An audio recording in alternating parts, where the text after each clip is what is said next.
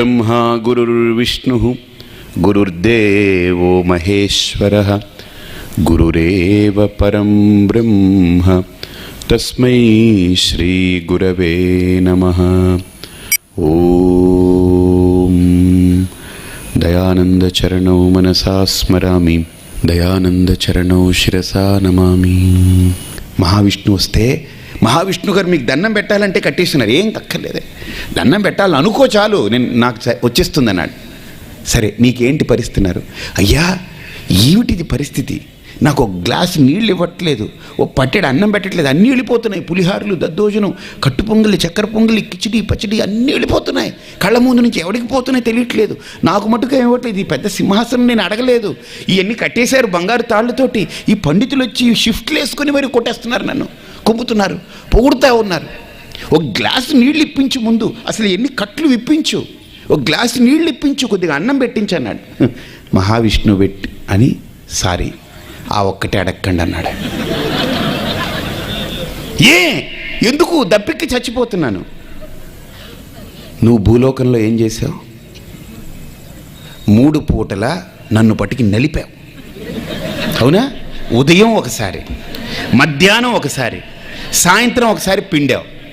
పోనీ నీకు ఏమీ లేనప్పుడు నన్ను పిండావు, నేను నీకు అన్నీ ఇచ్చాను, పోనీ ఇప్పుడు భక్తితో ఏడుస్తున్నాను.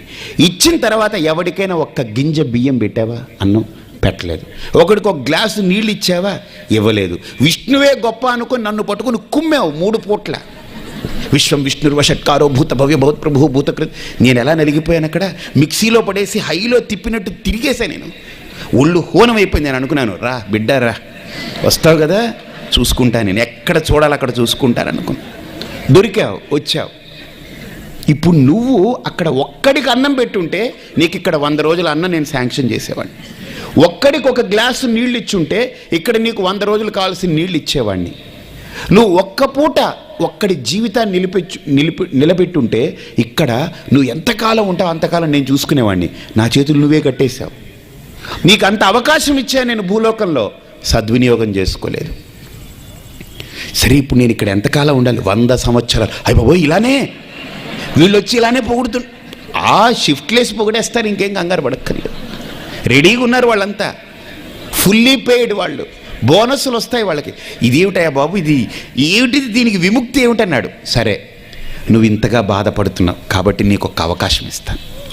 ఇప్పుడు నువ్వు భూలోకానికి వెళ్ళి ఏం చేయలేవు కాబట్టి ఈరోజు రాత్రి నీ కొడుకుకి నువ్వు కనిపించేలా ఏర్పాటు చేస్తాను. మీ ఇంటికి వెళ్ళి మీ కొడుకుని లేపి, నాయనా నేను ఇక్కడ ఇలా ఇబ్బందులు పడుతున్నాను రా, మీరు నాదంతా శుభ్రంగా హాయిగా ఎంజాయ్ చేస్తున్నారు, నా పేరు చెప్పి ఇక్కడ భోజనం పెట్టండి రా, అన్నదానం పెట్టండి రా, నాకు అక్కడ ఇంత అన్నం వస్తుంది, ఇక్కడ నీళ్ళు ఇవ్వండి రా, నాకు ఇంత నీళ్లు పోస్తారని చెప్పేసిరా, నీకు ఆ ఒక్క ఫెసిలిటీ ఇస్తానంతే. అంటే నాయన అదొక్కటి చేయను. రాత్రి కొడుకు పడుకో ఉన్నాడు, లేపాడు. రే లేరా మాధవా లేరా అన్నాడు. వీళ్ళు లేచాడు, కళ్ళు వీళ్ళు నాన్న, వసే కర్ర తీసుకోవచ్చు, దెయ్యం వచ్చింది పద కొట్టు, విన్ను కొట్టు, దెయ్యం వచ్చింది మన ఇంటికి అన్నాడు. పరుగులు తీశారు, భూత వైద్యుడిని పట్టుకొచ్చారు, పొగేశారు. ఒరే నేను దెయ్యం కాదురా, మీ నాన్నరా, వినిపించుకోవట్లేదు. అన్నం పెట్టరా అన్నాడు. చూసావా, దెయ్యం అన్నం పెట్టరా అంటుంది, దీనికి కన్నం పెట్టాలి, సున్నం పెట్టాలి దీనికి అనుకున్నాడు. కొట్టి తరిమారు వాడిని. ఎవరు? కొడుకు కోడలు కొట్టి తరిమారు. పైకి వచ్చాడు, విష్ణువుని అడిగాడు, ఏమిటయ్యా నా పరిస్థితి ఏమిటన్నాడు. ఇంతే, పెట్టుకున్నవాడికి పెట్టుకున్నంత మహాదేవా అని. నువ్వు విష్ణు సహస్రం 3 పూట్ల చదివావు, నీకు ఇక్కడ 3 పూట్ల 24 గంటలు నిన్ను స్తోత్రం చేస్తున్నారు వాళ్ళు. నువ్వు ఇంద్రుడు, నువ్వు చంద్రుడు, నువ్వు దుందుబి దుర్ముఖి అద్ది ఇద్ది, నువ్వు అలాంటోడివి ఇలాంటోడివి, నీకు అదే వచ్చింది, నువ్వు అదే పెట్టుకున్నావు, అక్కడ అదే వచ్చింది. నువ్వు అక్కడ ఒక్కడికి కనుక పెట్టుంటే ఇక్కడ నీకు 100 రోజులు నేను పెట్టుండేవాడిని. కాబట్టి ఇక్కడ లోభి యొక్క గుణం కూడా అంతే. వీడు భక్తుడే అయి ఉండొచ్చు కానీ ఒకడికి ₹1 ఇచ్చే గుణం ఉండదు వీడికి. ఏదో దేవుడికి చేసేస్తాం అనుకుంటాడు. గుర్తుపెట్టుకోండి, నోరు లేని విగ్రహానికి మనం లక్షలు కుమ్మరిస్తున్నాం. నోరుండే జీవి ₹1 ఉంటే వాడి జీవితం బాగుపడుతుంది అనుకుంటే ఆయన కాలుతో ఎగిస్తనేసి నోరు లేని విగ్రహానికి లక్షలు పెడుతున్నాం. ఇది మన భక్తి. ఇదొక భక్తి అంటారా? ఇది నిజంగా భక్తి అంటారా? ఆలోచించండి. నోరు లేదు విగ్రహానికి, దానికి పట్టుకెళ్ళి మనం క్యూలో నిలబడి లక్షలు కుమ్మరిస్తాం. కానీ నోరుండే జీవి ఏ భగవంతుడైతే నోరుండి నాయనా నాకొక్క పూట అన్నం పెట్టరా, నేను 2 రోజులుగా తినలేదు, నేను కడుపుతో చచ్చిపోతున్నాను ఆకలితో అడిగితే అతలిపో అంటున్నాం. ఇదే మన భక్తి. నిజంగా భగవంతుని ఆరాధించేటువంటి భక్తుడు నోరు లేని విగ్రహాల్లోనే భగవంతుని చూడగలుగుతున్నాడంటే, ప్రాణం లేని ఒక రాయిలోనే పరమాత్ముని చూడగలుగుతున్నాడంటే, ప్రాణం సజీవంగా ఉండే ఒక మనిషిలో దేవుణ్ణి ఎందుకు చూడలేకపోతున్నాం? ఎందుకు ఈ మారణ హోమాలు? ఎందుకు మతం పేరిట కొట్లాట? ముస్లిమ్స్, క్రైస్తవులు, హిందువులు, అది ఇది కొట్లాటలేంటి? ఎందుకు మతాలు మార్చేయాలి? ఎందుకు మతపరంగా దాడులు జరగాలి? ఎందుకు ఈ జిహాదీలు చేయాలి? ఒక హిందూ వెళ్ళి ఎవరిని మార్చలేదే, ఒక హిందూ వెళ్ళి ఏ దేశం మీదకి వెళ్ళి బాంబులేదే. పవిత్రంగా సాధుత్వంతో ప్రేమతో బ్రతికే ఈ మతాన్ని దుర్మార్గంగా నాశనం చేయాలని కూడా ఎందుకు? దేవుడి పేరు చెప్పి నాశనం చేయాలి, దేవుడి పేరు చెప్పి సమూలంగా అన్నిటినీ కూడా పెకలించి వేసేయాలి, దేవుడి పేరు చెప్పి మతమే లేకుండా నాశనం చేసేయాలి. కానీ హిందూ ధర్మం దానికేం తలొంచదు, దానికేం తలొంచే ధర్మం కాదు ఇది. మానవ బాంబులు వచ్చి పడ్డా, ఎంతమంది మతాన్ని మార్చాలనుకున్నా హిందూ ధర్మం ఇంకా నూతన ఉత్తేజంతో పుడుతూనే ఉంటుంది. కాలడిలో శంకరాచార్యులు పుట్టారు కేరళలో, అలాగనే కలకట్టాలో వివేకానందుడు పుట్టాడు. చాలు, వాళ్ళిద్దరు చాలు. ఇంక కొన్ని వేల సంవత్సరాల దాకా భారతీయ సంస్కృతిని ఎవరు కదపలేరు. అది చాలు మనకు. కాబట్టి అటువంటిది ఒక రాయిలో దేవుణ్ణి చూస్తున్నాం, ఒక సిలువలో దేవుణ్ణి చూస్తున్నాం, తెల్ల గోడని దేవుడు అనుకుంటున్నాం. కానీ సజీవంగా బ్రతికే మనుషుల మధ్య మానవత్వం లేదు, అన్యోన్యత లేదు, ఆప్యాయతలు లేవు. రజోగుణం, తమోగుణం. వీడిని నాశనం చేయాలి, ఈ జాతిని సమూలంగా పెకలించాలి. ఇది ధర్మ పోరాటం కాదు, ఇది ఛాందస పోరాటం, మౌఢ్య పోరాటం. ఇది నిజంగా ఈ మతంలో తప్పంటూ ఉంటే రండి మాట్లాడుకుందాం. ఒక నాస్తికుడు వచ్చినా మాట్లాడదాం, ఇంకో మతస్థులు వచ్చినా మాట్లాడుకుంటాం. మా మతంలో ఏం ద్రోహం చేశాం మేము, మా మతంలో ఏం తప్పు ఉంది, ఎత్తి చూపించండి. కాబట్టి ఈ రజోగుణంతో ఉండేటువంటి ప్రేరణ అలానే ఉంటుంది. దీన్ని నాశనం చేసేయాలి, దాన్ని సమూలంగా పెకలించేయాలి, దీన్ని తీసి అవతల పారేయాలి. ఇదే ఫీలింగ్స్లో ఉంటాయి. కాబట్టి లోభః ప్రవృత్తి. ఇక చూడండి, ఈ ప్రవృత్తి అంటే ఈ ఊహాలోకంలో విహరిస్తూ ఉంటాడు వాడు. వాడికి ఊహలే కారణం. వాడికి ఆలోచించండి, వాడికి ఒక విచిత్రమైన ఊహాలోకం, ఇక ఊహించుకుంటూ బ్రతికేస్తుంటాడు వాడు. బాగా చూడండి, ఆ ఊహాలోకంలో వాడు పేక మేడలు కడతాడు, అన్నీ కుప్పగూలి పడిపోతాయి. ఒకసారి ఒక అడుక్కునేవాడు ఏంటంటే పాపం అడుక్కుంటూ ఇంత అన్నం తెచ్చుకుని, సరేలే బాగా అలసిపోయాం, కొద్దిగా పడుకొని లేచి భోంచేస్తాం అనుకున్నాడు. పక్కనే గిన్నె పెట్టుకున్నాడు. పాపం చాలా కష్టపడి అడుక్కుని తెచ్చుకున్నాడు, అది అలసిపోయాడు. ఆ రోజంతా వాడికి కవళం పెట్టలేదు ఎవరో పాపం ఒక ఆవిడ పెట్టి హాయిగా తెచ్చి పడుకున్నాడు. సేద తీరుతున్నాడు. సేద తీరుతూ ఉంటే వాడికి ఒక కల వచ్చింది. దారిలో పోతూ వీడు నడిచిపోతూ ఉంటే ఎవరో ఎదురుపడ్డారట. ఎదురుపడి ఎందుకయ్యా అడుక్కుంటున్నావు గట్టిగా అన్నారట ఆ కలలో. వెంటనే వాడు అన్నాడట, ఏం చేయమంటారండి, భగవంతుడు మీకు అన్నీ ఇచ్చాడు, నాకు కొన్నే ఇచ్చాడు. భగవంతుడు మీకు అన్నీ ఇచ్చాడు, నాకు కొన్నే ఇచ్చాడు. ఆ కొన్నిటితోటే నేను బ్రతుకుతున్నాను, మీరు అన్నీ ఉన్నా బ్రతకలేకపోతున్నారు. అది తేడా. మీకు అదృష్టాన్ని ఇచ్చాడు, జీవితాన్ని ఇచ్చాడు, అవయవాలను ఇచ్చాడు. నాకు జీవితాన్ని ఇచ్చాడు, అవయవాలను ఇచ్చాడు, అదృష్టాన్ని ఇవ్వలేదు. నేనేం చేయను, అయినా అడుక్కుని బ్రతుకుతున్నాను. మీకు అన్నీ ఇచ్చినా మీరు స్థిమితంగా బ్రతకలేకపోతున్నారు, మనశ్శాంతిగా బ్రతకలేకపోతున్నారు, ఇంకా ఏదో లేదనే వెలితి. కానీ నాకు భగవంతుడు ఏది పెట్టకపోయినా అడుక్కుని తిని హాయిగా బ్రతుకుతున్నాను అన్నాడట. వెంటనే వాళ్ళకు ఒక మంచి స్ఫూర్తి కలిగింది. వీడు ఎంత గొప్పగా మాట్లాడాడు అని. ఇదిగో నువ్వు అడుక్కో అక్కర్లేదు, మా ఫ్యాక్టరీలో పని చేస్తావా, నీకు ఉద్యోగం ఇప్పిస్తావన్నారు. తప్పకుండా చేసుకుంటానన్నాడట. తీసుకెళ్ళి వాళ్ళ ఫ్యాక్టరీలో పని చేస్తుంటే ఆ పని చేయగా చేసి అతనిలో ఒక గొప్ప స్థితి కలిగింది. మెల్లమెల్లగా అతనికి డబ్బులు రావడం మొదలెట్టింది. అతను సంపాదించుకున్నాడు, అన్నీ అయింది, కార్లు వచ్చి ఇల్లు కొనుక్కున్నాడు, అంతా అవుతుంది. ఇతనికి పిల్లనివ్వడానికి ఊర్లో అందరూ చాలా లైన్ కట్టారు. మంచి స్ఫురద్రూపి అందగత్తె మంచి భార్యనిచ్చారు. పిల్లలు పుట్టారు, అంతా బ్రహ్మాండంగా ఉన్నారన్నమాట. ఒకరోజు ఏమైందనంటే ఇతనికి ఆ ఇంట్లో చిన్న గొడవ, ఘర్షణ వచ్చింది. ఆ ఘర్షణ వచ్చి వాళ్ళ ఆవిడ్ని ఏదో అన్నాడు. వాళ్ళ ఆవిడనింది, ఛీ అడుక్కునే వెధవకి మా బాబు పట్టుకొచ్చి కట్టబెట్టాడు, అడుక్కునే బుద్ధి పోదు అనగానే ఇటు కోపం వచ్చి ఒక్క తను తన్నాడు. ఆ అడుక్కుని తెచ్చిపెట్టుకున్న గిన్నె అవతల పడిపోయింది. లేచి కూర్చున్నాడు. ఈ అడుక్కున్నది కాస్త పోయింది. వీడు చూడండి ఎక్కడికి వెళ్ళిపోయాడు చూడండి. అడుక్కునే వెధవకి నన్ను కట్టబెట్టారా అంటే పోలి తప్పుకి ఎందుకు అనుకోవాలి? ఒకప్పుడు మన ఇదే పూర్వ వృత్తాంతం అదే కదా. ఆ పోలే అడుక్కునే వెధవకి కట్టబెట్టినటువంటి పెద్ద అడుక్కున్నవాడు వాడు అడ్డగాడిదని చెప్పుకోవచ్చు, ఊరుకోవచ్చు.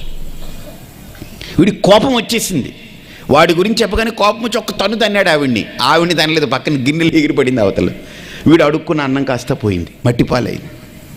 అంటే హాయిగా తినేసి పడుకొని ఉండొచ్చు, కానీ పడుకోవడం, ఊహాలోకాలకు వెళ్ళడం, ఏవేవో ఊహించుకోవడం, అడుక్కుని తెచ్చిపెట్టుకుని ముష్టి తూని పట్టుకుని దాన్ని తన్నేసుకోవడం, ఇంకెవడు పెడతాడండి వాడికి? ఇది ప్రవృత్తి. రజోగుణం ఏంటంటే ఎప్పుడు ఊహాలోకంలో పేకమేడల్లో విహరిస్తూ ఉంటుంది. ఆరంభ కర్మణం, అన్ని పనులు మొదలు పెడతాడు, ఏది పూర్తి చేయడం, అన్ని ప్రారంభం చేయడం, సగంలో వదిలేయడం. వీడికి స్థిమితం ఉండదు, మనిషికి ఒక ప్రశాంతత ఉండదు, అన్ని ప్రారంభం చేయడం, వదిలిపెట్టేయడం. ఒకసారి ఒక అతనికి చెప్పాడట, వాళ్ళ ఇంట్లో యజమాని వెళుతూ, ఒరే నేను ఈ చెట్లన్నీ చాలా జాగ్రత్తగా పెంచానురా, నేను ఊరు వెళుతున్నాను, ఒక 10 రోజులు ఉండను, నువ్వు రోజు ఆ చెట్లు చాలా శుభ్రంగా చూసుకోవాలి, వాటిని చాలా అభిమానంగా చూసుకోవాలి, నీట్గా చూసుకోవాలని. అంటే మీకు ఎందుకండి, మీరు ఊరు వెళ్ళండి, నేను అన్నీ బాగా చూసుకుంటాను అన్నాడట. వీడు ఊరు వెళ్ళి వచ్చిన తర్వాత చూస్తే 10వ రోజుకి అన్నీ చచ్చిపోయినాయి, చెట్లన్నీ అన్నీ చచ్చిపోయినాయి, మొత్తం అన్ని చెట్లన్నీ చచ్చిపోయినాయి. వీడిని పిలిచాడట, ఏం చేసావురా? నేను బాగా చూసుకున్నానండి అన్నాడట. ఏమిటి బాగా చూసుకున్నావు? గురువుగారు మీరే కదండి, మీరేం చెప్పారు అయ్యగారు, చెట్లన్నీ శుభ్రంగా చూసుకోవాలన్నారు కదా, రోజు ఆ చెట్టు పైకి తీసేవాడిని, కుండీలో నుంచి నీళ్ళలో జాడించేవాడిని, సర్ఫు ఇది బ్రష్ పెట్టి శుభ్రంగా తోమండి, మురికి అంటుకునేది, మట్టి అంటుకునేది, అదంతా బ్రష్ పెట్టి శుభ్రంగా సర్ఫులో జాడించి మళ్ళీ ఆ కుండీలో పెట్టేవాడిని. మళ్ళీ నెక్స్ట్ డే చూస్తే మళ్ళీ మురికి అంటుకునేది, మళ్ళీ పీకేవాడిని పెట్టేవాడిని. ఏంటి శుభ్రంగా చూసుకోమంటే చెట్టు పైకి పీకి వేర్లంతా సర్ఫ్ పెట్టి కడగమనే, అదే శుభ్రత? చెట్లన్నీ చచ్చూరుకున్నాయి అక్కడ. కాబట్టి వీడికి అన్నీ ఏం చేస్తాడో వాడికి అర్థం కాదు, గందరగోళం చేస్తుంటాడు, అంత కలదొక్కేస్తుంటాడు, హడావుడి గందరగోళం, ప్రారంభం చేయడం, వదిలేయడం, మధ్యలోనే వదిలేయడం, ఆరంభ శూరత్వం అంటారు. ఇది రజోగుణం వాడి యొక్క లక్షణం. అశమః అంటే అర్థం ఏంటనంటే వాడికి శమం ఉండదు, అంటే శాంతి ఉండదు, ప్రశాంతత ఉండదు, వాడికి స్థిరం ఉండదు, ఇంకొకటికి స్థిరం ఉంచడు, వాడు ప్రశాంతంగా ఉండడు, ఇంకొకరిని ప్రశాంతంగా ఉంచడు. అశమః. స్పృహ అంటే అన్నిట్లో కలబడిపోతుంటాడు, అన్నీ వీడికే కావాలి. ఎవరో ఇద్దరు మాట్లాడుకున్నారనుకో, వీడు కూర్చోడు, ఏంటండి ఏమంటున్నారు మీరు, వీడికి ఎందుకు, అన్నిట్లో పడవాలి వీడు, అన్నీ వీడికే కావాలి. ఇప్పుడు ఎక్కడో కూర్చున్నాం అనుకోండి, ఇప్పుడు ట్రైన్లో వెళ్తుంటాను, నాకేదో ఫోన్ వస్తుంది, మాట్లాడుకుంటాను, పక్కన వాడికి నాకు సంబంధం ఏంటండి, ఎవరండి ఫోను, వీడికి ఎందుకు, వీడికి అవసరం అంటారా? కాబట్టి అన్నిట్లో కలపడవడం, అన్నిటినీ పొడవడం ఈ రజోగుణ ప్రవృత్తి. కాబట్టి ఇక్కడ అంటారు రజస్యేతాని జాయంతే వివృద్ధే భరతర్షభ. ఎన్ని లక్షణాలు, ఎంతసేపు పట్టించండి మన గురించి చెప్పుకునేదానికి కదా, మన గురించి చెప్పుకుంటే ఎంతైనా చెప్పుకోవచ్చు. ఇంకా ఒకడు ఏం చేశాడట, పాపం ఆకలేస్తుందని చూశాడట, ఎక్కడేం దొరకట్లేదు. వాడు అనుకున్నాడు, వాడికి గుర్తుకొచ్చింది ఒకసారి ఏంటంటే, వాడు ఒకసారి పొలంలోకి వెళ్తే రైతు ఏం చేశాడంటే ఆవుకి పాలు పితుకుతున్నాడు. చన్నుకట్టు దగ్గరికి వెళ్ళి పాలు పితికి పాలు నింపుకొచ్చుకున్నాడు. ఓహో ఈ చన్నుకట్టు పితికితే మనకు పాలు వస్తుంది, తాగొచ్చు అనుకుని చూస్తే మేక ఉన్నింది అక్కడ. ఈ మేకకి ఈ గొంతు కింద 2 వేలాడుతుంటాయి, అజాగళం. వీడు అనుకున్నాడు, ఓహో ఆవుకి వెనకాల ఉంటుంది కింద, దీనికి ముందు ఉంటుంది, పెద్ద తేడా ఏం లేదు, ఇది మేక అది ఆవు అంతే అనుకుని దాని దగ్గరికి వెళ్ళి పితకడం మొదలుపెట్టాడు. పితికితే ఎగిసిపెట్టి కొడుతుంది, అది పొడుస్తుంది, అది ఏమైనా వస్తుంది అందులో నుంచి. అలాగనే ఇక్కడ కూడా వేమన అంటాడు, మేక కుతుకబట్టి మెడచున్ను కుడువగా ఆకలేలమాను ఆశగాక లోభివాని కడుగ లాభంబు లేదయా విశ్వదాభిరామ వినురవేమ. మేక కుతుకబట్టి మెడచున్ను కుడువగా, ఆ మేకకి మెడలో వేలాడేటువంటి ఆ చెన్నుకట్లు పట్టుకుని లాగితే అక్కడ ఏమైనా వస్తాయా? ఏమి రావు, అది పొడుస్తుంది పైపెచ్చు. ఆకలేల మాను ఆశగాక. అలాగనే లోభివాడి దగ్గరికి వెళ్ళి, రజోగుణ ప్రవృత్తిలో ఉన్నవాడి దగ్గరికి వెళ్ళి ఏమడిగినా ఏమీ లాభం లేదు, ఊరినాడు తిట్టి పంపిస్తాడు మళ్ళీ.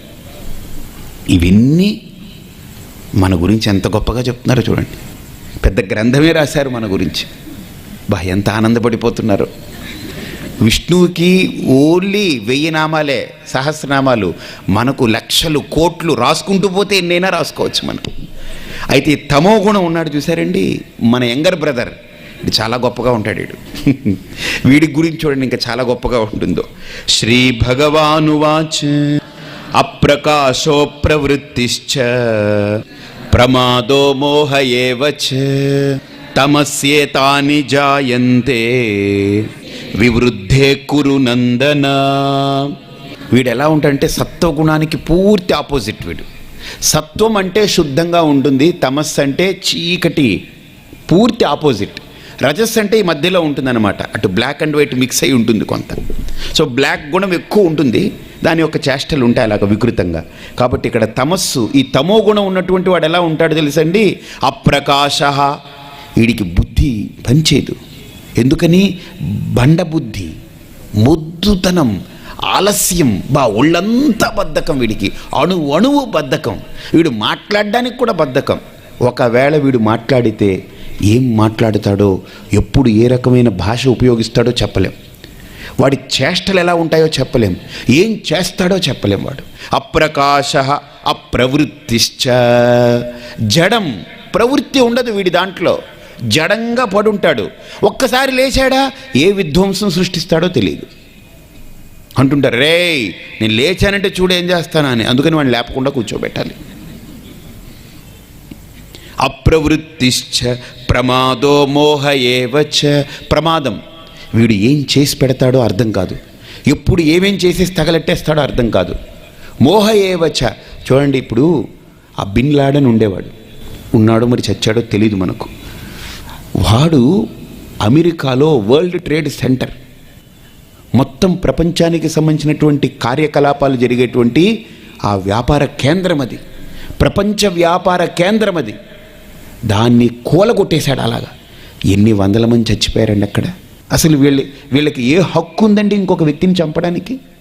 ఇక్కడైనా సరే ఒకళ్ళనొకళ్ళు చంపుకోవడం, బాంబులు ఇసురుకోవడం, పొడి చేసుకోవడం, నరికేసుకోవడం అడ్డంగా. ఏమి హక్కు ఉందండి ఇంకో వ్యక్తిని చంపడానికి? తిట్టు, పోనీ కొట్టు, ఒక దండన చేయి, అది పర్లేదు. చంపడానికి వీళ్ళిచ్చిన హక్కు ఏంటి?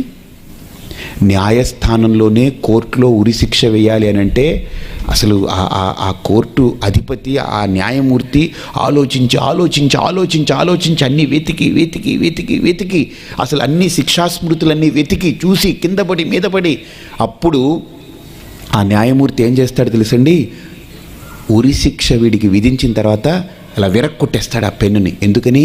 ఈ దరిద్ర పెన్ను ఉండబట్టి వీడికి ఉరిశిక్ష వేయాలని రాశాను, ఇంక ఇటువంటి పెన్ను ఉండకూడదు. ఎందుకని? ఇంకా మళ్ళీ ఇటువంటి శిక్షలు నా చేతితోటి అమలు కాకూడదని పెన్నుని విరక్కొట్టేస్తాడు. ఇది న్యాయమూర్తి, హక్కు ఉన్నటువంటి వాడు, సర్వాధికారి. అతను ఆ శిక్ష విధించడానికి ఇన్ని ఆలోచనలు చేసి ఆ శిక్ష విధించి పెన్ను విరక్కొట్టేస్తాడు అతను.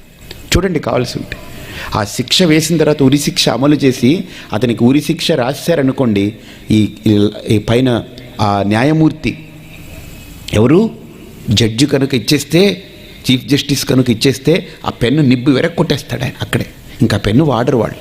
ఇది ఉంటే మళ్ళీ ఎవరికైనా వేయవలసి వస్తుందేమో అని, ఇంకోడిని చంపాల్సి వస్తుందేమో అని అంత స్థాయిలో ఆలోచిస్తుంది. అలాంటిది అర్థం పర్థం లేదు. బాంబులు పెట్టేయడం, వందల మందిని చంపేయడం, దేశంలోకి దూసుకురావడం, మాదక ద్రవ్యాలు అమ్మడం, సర్వభ్రష్టు పట్టించడం, యువకులందరినీ పెడత్రోవ పట్టించడం, వాళ్ళందరినీ సర్వనాశనం చేయడం, విచ్చలవిడితనాన్ని నేర్పడం, జాతిని సర్వభ్రష్టు పట్టించడం, ధర్మాన్ని పూర్తిగా కూలదోల్చేయడం, ఇవన్నీ తమో ప్రవృత్తి ఉన్నటువంటి వాడి లక్షణం. మహాప్రమాదకరం అది. కాబట్టి ఇంక అసలు వాడి గురించి ఎంత తక్కువ మాట్లాడ. ఒక శ్లోకం ఉంది మనకు నీతి శ్లోకంలో, శబ్దాదిభిః పంచభిరేవ పంచత్వమా పుస్వగుణేన బద్ధాః కురంగ మాతంగ పతంగ మీనా భృంగానరః పంచభిరంచితః కిం. ఒక అద్భుతమైన, నాకు చాలా ఇష్టమైన శ్లోకం. ఈయన ఏమంటారంటే శంకరాచార్యులు వారు అంటారనమాట, శబ్దాదిభి పంచభిరేవ పంచ. మనకు 5 ఇంద్రియాలు పెట్టాడు. చెవితోటి వింటాం, కళ్ళతోటి చూస్తాం, ముక్కుతో వాసన పీల్చుకుంటాం, నాలుగుతో రుచి చూస్తాం, చర్మంతో స్పృశిస్తాం, తెలుసుకుంటాం. కాబట్టి 5 ఇంద్రియాలు 5 రకాలైనటువంటి అనుభవాల్ని మనకు తీసుకొస్తాయి. ఒక మంచి టేస్ట్ఫుల్ ఫుడ్ పెట్టారనుకోండి, నాలుగుతో అబ్బా చాలా బాగుంది అంటాం. మంచిది ఏదైనా ఒక సీనరీ చూపించాం అనుకోండి, అబ్బా ఎంత బాగుందో అంటాం. మంచి సంగీతము, మంచి మాటలు ఉంటే అబ్బా ఏం చెప్పారండి అని అంటాం. కాబట్టి ఇవన్నీ కూడా ఇంద్రియాలు విషయాల్ని మనకు తీసుకొస్తాయి. శంకరులు అంటారు, ఒక్కటి ఆలోచించండి, కురంగ మాతంగ పతంగ మీనా భృంగ. కురంగము అని అంటే లేడీ, జింక ఏం చేస్తుందనంటే, దానికి చూడండి, జింకకి ఈ శబ్దం ఎక్కడైనా మంచి చప్పుడు వినిపిస్తే ఇలా చెవులు నెక్కబొడుచుకుని ఇలా పెట్టుకుని అటు పరుగులుతూ ఇస్తూ ఉంటుంది. కాబట్టి ఈ లేడీని పట్టుకునేవాడు ఏం చేస్తాడు తెలుసండి, వాడు దానికి కావలసినటువంటి వల అక్కడ పన్ని అక్కడ చిన్న గొయ్యి తీసి గుంట తీసి దాంట్లో గడ్డంతా పేర్చి పెడతాడు. ఆ గుంట కొద్దిగా దూరంలో వాడు నిలబడి మంచి శబ్దాలు ఉత్పత్తి చేస్తూ ఉంటాడు. ఈ జింక, ఈ లేడీ ఆ శబ్దాన్ని వింటూ వింటూ మైమరిచిపోయి వెళ్ళి ఆ గుంటలో పడిపోతుంది. వాడు పట్టుకుంటాడు, దాన్ని కోసి తినేస్తాడు. మాతంగ, పోనీ లేడంటే అలాగా ఈ ఏనుగుందనుకోండి, ఎంత పెద్ద జంతువు అండి అది. దాన్ని బంధించాలంటే, దాన్ని పట్టుకోవాలంటే ఏం చేస్తారు తెలుసండి, అది స్పర్శకు పడిపోతుంది. చర్మం ముద్దుది కదండి, ఎక్కడైనా వెళ్ళి దానికి మదం ఎక్కువ, స్పర్శ కామం ఎక్కువ. అది వెళ్ళి ఏం చేస్తుంది, ఆ శరీరాన్ని పెట్టి ఆ చెట్టుకి ఈ చెట్టుకి అలా రాస్తుంటుంది.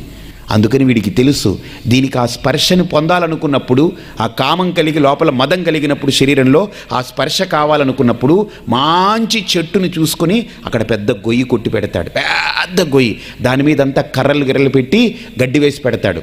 ఈ ఏనుగు ఏం చేస్తుందంటే, మదము బట్టి కళ్ళు కనపడకుండా ఆ ఏనుగు పరుగులు తీసుకుంటూ ఆ చెట్టు దగ్గరకు వచ్చి రాసుకుంటామని వస్తుంది, వచ్చి ఆ గుంటలో పడిపోతుంది. అంత ఏనుగు దొరికిపోతుంది. దాని దంతాలు విప్పుతాడు, శుభ్రంగా తీసి అమ్ముకుంటాడు. దాన్ని శుభ్రంగా లొంగ తీసుకుని దాంతో అన్ని చాకిరీ చేయించుకుంటాడు. నిజంగా ఏనుగు తలుచుకుంటే వీడి పరిస్థితి ఏంటి, కానీ అంతటి ఏనుగుని లొంగ తీసుకుని వాడి బతుకుని నడిపించుకుంటున్నాడు. లేడీ ఏమో శబ్దానికి పడిపోయింది, ఏనుగేమో స్పర్శకు పడిపోయింది. కురంగ మాతంగ పతంగ మీనా. పతంగము అని అంటే దీప పురుగు. అది చూడండి, అలా పుడుతుంది. పుట్టి ఎక్కడైతే దీపం కనిపిస్తుందో అది పండు అనుకుంటుంది, వెళ్ళి తినడానికి పోతుంది, అక్కడ కరెంటు షాక్ కొట్టి చచ్చిపోతుంది. మనం వెలిగించామనుకోండి ఏదైనా దీపం, ఆ దీపం దగ్గరకు ఆ పురుగు వస్తుంది, తిందామని వస్తుంది, అక్కడ మూతి అన్నీ కాలిపోయి చచ్చిపోతుంది. పతంగం అంటే చూపుకి పడిపోయింది, అది చచ్చిపోయింది. కంటితో చూసి అది చచ్చిపోయింది భ్రమ పెట్టుకుని. మీనా, చేప.